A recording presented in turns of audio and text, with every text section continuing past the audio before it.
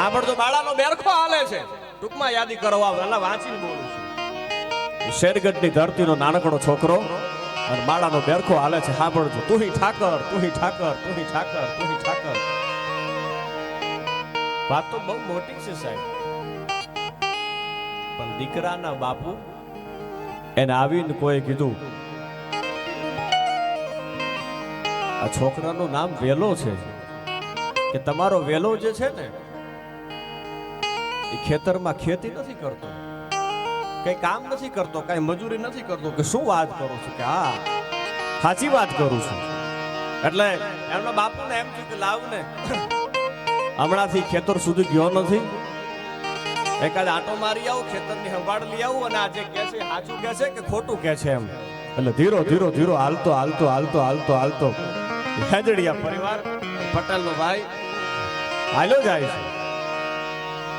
અને સાહેબ ખેતરનો આમ શેઢો આવે, આમ કરીને આમ જે આમ નેજવું કરે, કટાદાર મોટું ઝાડ છે, ઝાડની નીચે ઢોલિયો ટાળ્યો છે, અને ઢોલિયાની માથે સાહેબ આ વેલો જે છે પંછી ઓઢી અને હૂતો છે. સાહેબ જોજો, સાંભળજો સાહેબ, આ ઘટના કેવી બની છે. એટલે ધીરો ધીરો ધીરો હાલ્યો જાય. આ દ્રશ્ય જોયા પછી મનની અંદર એટલો બધો ક્રોધ ભભૂકે છે, અને નક્કી કરે છે કે આજે વેલાને ન કહેવાના વેણ બોલવા છે, વેલાને આ મારી લેવો છે યાહુદીનું. જેને ક્રોધ આવી જાય, પણ ધીરો ધીરો ધીરો ધીરો ધીરો આમ ઢોલિયાની પાસે હજી પૂગે ન પૂગે, પૂગે ન પૂગે. અને આમ જ્યાં ખેતરમાં સાહેબ નજર ગઈ, સાંભળજો આ દેશની ધરતીનું બાળક કેવું ભજન કર્યું છે સાહેબ. અને વાંચવું હોય તો વાંચી લેજો. ઝવેરચંદ કાલિદાસ મેઘાણી સોરઠી સંતોમાં લખે છે, વાંચીને બોલું છું. શેરગઢની ધરતીનું આ સંતાન અને ભગવાનની હારે જેને, પરમાત્માની હારે જેને તાર જોડાઈ ગયો છે, ભજનની તાકાત શું હોય સાંભળજો. આમ હજી તો ઢોલિયાની પાસે પહોંચે ના પહોંચે, એની પેલા ખેતરની બાજુ નજર કરીને સાહેબ કોદાડી એની મેળાએ મેળાએ હાલે છે, અને હાઠિયું એની મેળાએ મેળાએ સાહેબ જોડાતી હતી. અને સાહેબ મને કહેવા દો, આ દેશની ધરતીનું સંતાન જેને ભજન કર્યું છે, પરમાત્માને હાથમાં કોદાડી લેવડાવે, ઈ વેલામાંથી વેલનાથ બની શકે. સાહેબ એમના બધું નથી થતું યાર. અરે નથી મફતમાં મળતા, જેના મોંઘા મૂળ ચૂકવવા પડતા. ઈ સંતોને સંતપણા, દાતારોને દાતારપણા, અને સુરવીરોને સુરવીરપણા નથી મફતમાં મળતા, જેના મોંઘા મૂળ ચૂકવવા પડતા. સાહેબ પોતાના આડને ઓમી દેવું પડે. અરે આવ તારા કા જેઠા મેલી અને વજન મેલીને તું વરવા, અરે 9 લખ તારા નીચે બેઠો અને કહીએ તુંબડે તું તરવા. અરે આયા તો મારો 14 ભુવનનો નાથ આવે, એક ચપટી ધૂળની પ્રીતે, આયા વજન કરે હારે મનવા, ભજન કરે જીતે. આયા તો વજન કરે હારે મનવા, ભજન કરે જીતે. ભજનની તાકાત તમે સાંભળજો સાહેબ. આખો જે ક્રોધ હતો એ શાંત થઈ ગયો છે.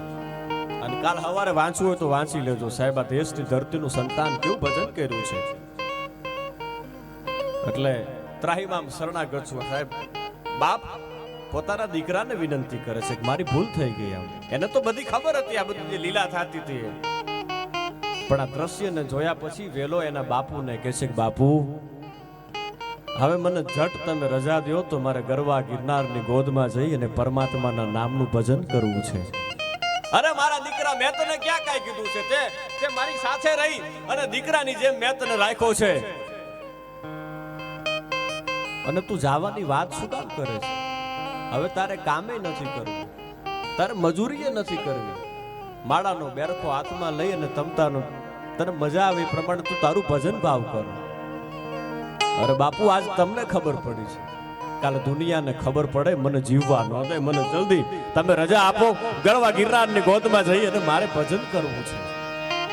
બહુ વિનંતી કરી, બહુ વિનંતી કરી, પણ બાપ પોતાની દીકરાની વાતને સમજી જાય છે સાહેબ. ઈશારાની ભાષા ઇન્ટરનેશનલ હોય છે, સાંભળજો. હા, ટૂંકમાં વાત કરું, વેલાને રજા આપે, પણ જાતા જાતા સાહેબ આ દેશની ધરતીનું સંતાન વેલો એટલું બોલ્યો છે, આ મોઢામાં તમારું અનાજ પડ્યું છે બાપુ, તમારું અનાજ ખાઈને મોટો થયો છું, પરમાત્માના નામનું ભજન કર્યું છે, અને કાંઈ પણ ભૂલચૂક થઈ ગઈ હોય તો તમારું બાળક છું, મને માફ કરજો. પણ જાતા જાતા એટલું કહેતો જાઉં છું કે વેલાવળ જુનાગઢની ધરતી એ ગરવા ગિરનારની ગોદમાં આવી અને જ્યાં મેં ભજન કર્યું હોય ત્યાં હેજડિયા પરિવારનો કોઈ પણ ભાઈ આવી અને પરમાત્માના નામનું ભજન કરશે તો હું પરચો પૂરવા માટે થઈને આવીશ. હું વેલનાથ વેલો બોલું છું સાહેબ. આ વેલો બોલી શકે, વેલનાથ બોલી શકે. કેવું ભજન કર્યું હશે સાહેબ. આ દેશની ધરતીના સાધુડાએ જે ભજન કર્યા છે અને એના થકી સાહેબ આજ સનાતન ધર્મ ટેકો છે. હવે આવી વાતો કરીએ